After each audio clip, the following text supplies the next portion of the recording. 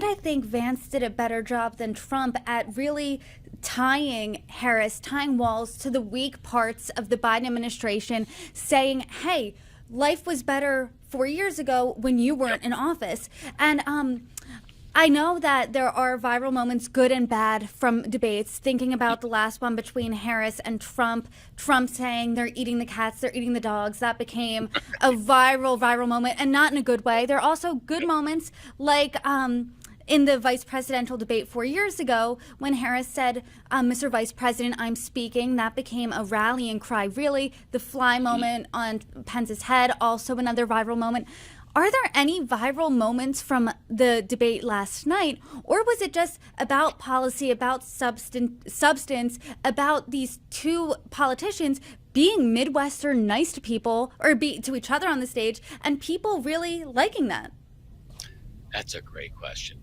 I don't think there were really any viral moments, but there were viral impressions. The impressions are bigger than the moments here. I mean, I could go back. I think my favorite line of the debate came from JD in his close when he said, all of us like to talk about what we're going to do on the first day in office. Well, with all due respect, the vice president has had 1,400 days since that first day. And look what we have, right? I think it was kind of brilliant. But I think the overall impression is what's going to linger from this. And I do think you give you give grades, right? In terms of the seriousness of this debate, straight A. In terms of both contenders, I think both did very, very well. I think JD outpointed Tim Walz, my scorecard, but both did well enough, right? I thought the moderators, Noreen, I thought was terrific. Her partner, not so much. I think when she started to dig her heels in a little bit on the, I think it was on the immigration issue that JD Vance was trying to complete an answer to, that was not her finest moment. And yet it wasn't like what we saw in the prior debate between Harris and Trump, where there was quote unquote real-time fact checking. I think that was a step too far for the moderators. And maybe these moderators did better than Muir and Lindley did on that particular night. That was helpful, by the way, if not critical, to the overall impression of this debate as worthy. Give us a peek at your full report card. A on policy, grade JD Vance, and grade Governor Walz. I give Walz a solid B on policy. I think he is well schooled. He certainly had the talking points down from Team Harris. He knew where to drive for the most part. Some critiqued him as being a little too dry and not enough of that coach, teacher, kind of mantra. He didn't say much about his bio. I think maybe that was a miss, but I think a solid B. I think Vance gets frankly an A, because everything he said, even if the viewer was not in total agreement and even on tough fronts like reproductive rights, climate change, even if they weren't in complete agreement, they found him to be reasonable and believable and well researched. I mean, this guy, he's Ivy League, right?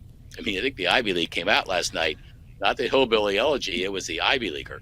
And he was really ready for prime time. I think he met his moment and he passed with flying colors. I give him an A on policy and an A plus on exceeding expectations, which frankly, fairly or not, is usually the biggest mark of all.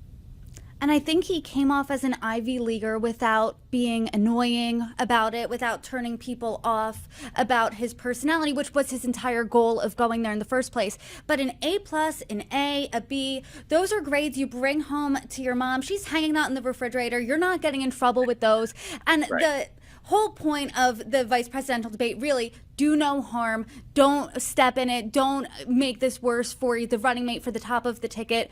And what you're saying is neither of them did that. But at the end of the day, now we're less than 5 weeks out from election night. How much does this debate matter in the grand scheme of this election? Okay, so the only election that matters, as you referenced earlier in this conversation, are the swing states. All that's, I love the national polls. Oh my God, Harris is up 4 points in the national polls. It is totally irrelevant. What is relevant are the 7 swing states. It is all margin of error, depending on if you put all the polls together. It's still all margin of error. Any one of those 7 states could swing any which way. Most of them, like Pennsylvania in particular, has been essentially in a virtual dead heat for a couple of weeks. So could this have an impact?